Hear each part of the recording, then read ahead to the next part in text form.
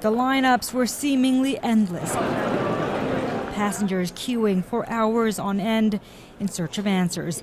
The overnight snowstorm resulting in mass cancellations, a situation YVR calls unprecedented. People were confused as to what was supposed to do, what they were supposed to do.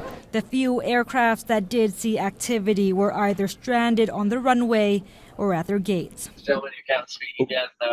Sorry, the captain's speaking. Yeah, I can believe it. Leaving some passengers stuck on planes for hours. YVR is basically a parking lot right now. It's pushing 10 hours. We waited and waited till whole night that we're just sitting for 9 hours in the plane. Zareen Imran arrived from Edmonton. Her flight to the Philippines canceled. She's rebooked at a cost of $1,200 out of pocket. I'm hoping that I did nothing wrong again because I cannot afford any more frustration. It's so bad. She, like many others, frustrated over the lack of communication. We have no information about what's going on with our flight. We don't know where our luggage. Luggage dump.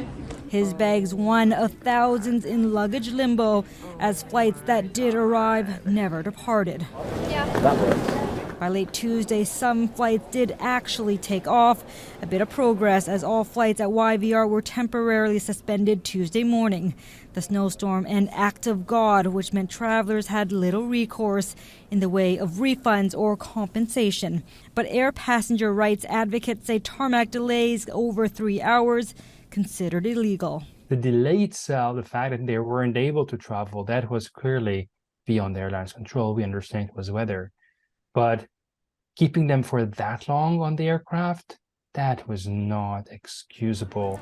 The onus on the passengers themselves to sue the airlines, something likely not the priority for the thousands here scrambling to get on a flight. I tried to convince Air Canada to book me on this flight. YVR was still under a ground stop as of 6 p.m., meaning no new flights could depart for YVR, but flights already in the air may continue arriving, with hope more flights can finally begin to depart. Christa, Global News.